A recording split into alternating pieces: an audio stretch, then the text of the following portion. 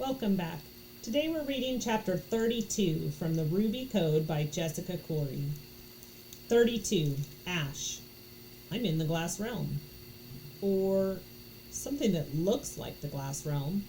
Just like last time, the Raven's Eye is displaying digital information through a glass realm filter. This has to be the Syntheos servers, reconstructed in virtual reality.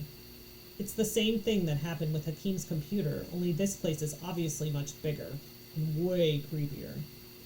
My avatar is dressed in the tracksuit Ruby conjured up when she first gave me the helmet. I press the button on the side. Hacker appears in my hand, the sword shining softly with its own silvery glow. I'm standing in a dark stone hallway. Without the high-tech sensory gel of the immersion pods, I can't actually feel the temperature, but it seems cold here. Dampness darkens the walls, and moss grows in the shadowed corners. It resembles a dungeon, with no windows to let in sunlight. Torches burn along the walls, sparse but enough to illuminate the path ahead. There's nothing to do but press on. "Where are we, Huey?" I whisper. On my shoulder, the raven ruffles his feathers as if he's as spooked as I am. "Can you take me to Ruby?" He blinks. "Error!" Is she trapped nearby? Is she a prisoner? Huey squawks. "Error! Error! Error!" Okay, I get it. Well, I don't, but I just want the bird to shut up. This place gives me the heebie-jeebies, even without his loud beak announcing us to anyone nearby. If there is anyone nearby, this dungeon seems deserted. I try the first door we come to. It's locked. There must be layers of encryption securing the file even within the servers. All right then. I lift the sword. Guess this is where you come in. Stabbing the door doesn't work like it did on Hakim's computer. It just rebounds with Huey on my shoulder muttering error. "Thanks," I reply through my teeth. "You're a real help, buddy." Experimentally, I try a few different attacks, but the door rebuffs each one. "Error," groans Huey. "In the glass realm, when brute force fails," I say, "you try stealth.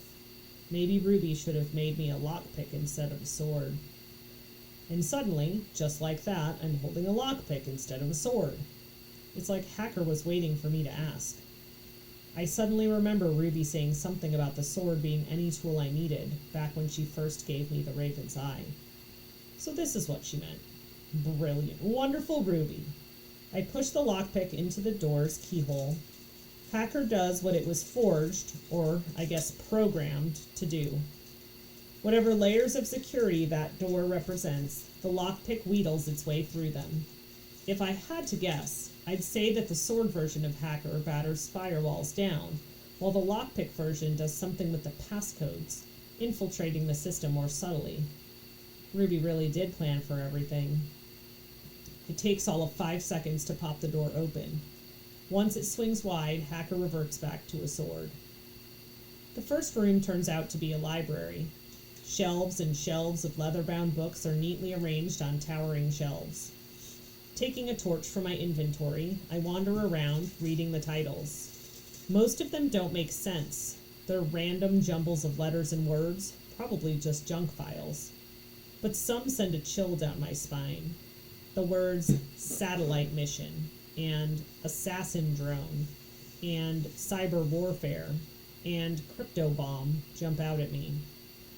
They must all be different weapons Syntheos is developing, or has already put into the world. Holy cats, these guys are evil.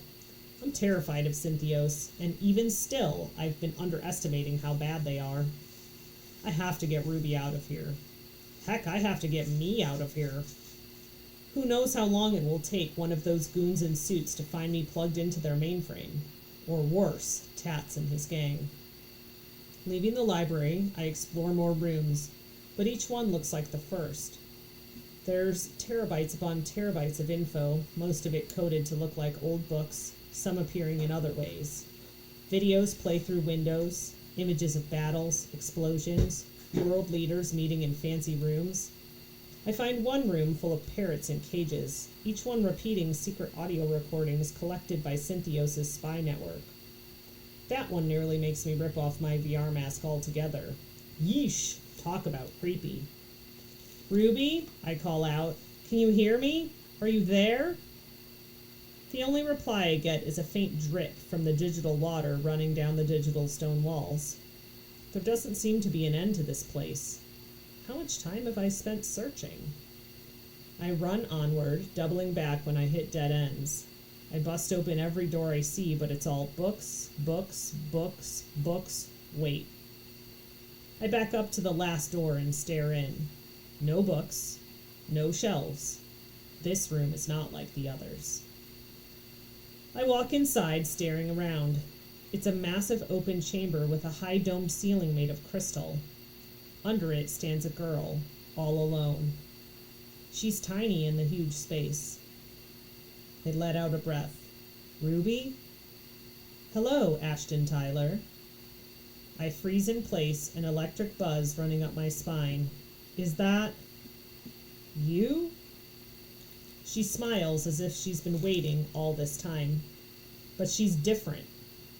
Her hair is shorter, and she's wearing a dress. She looks older. Colder. You should not be here, she says. Ruby, I walk toward her, grinning. I came for you. I'm getting you out of here. You should not be here, she repeats.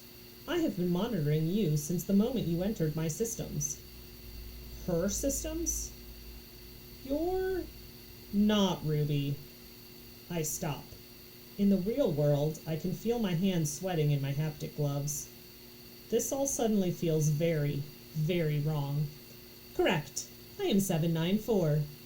With that, she raises both hands towards me, and the walls around her begin to bubble. The stones bulge outward in dozens of different places. Then, with gross squelches, the spots pop open like overripe zits. Out of them drop hissing, screeching creatures that look like leather-winged eyeballs. They have dangling claws and drooling fangs below heads made up entirely of single enormous eyes. Flapping their wings, they rush toward me. I get the feeling that they don't just want to play tag. And that is the end of this chapter. Let's find out what happens next. See you on the next page.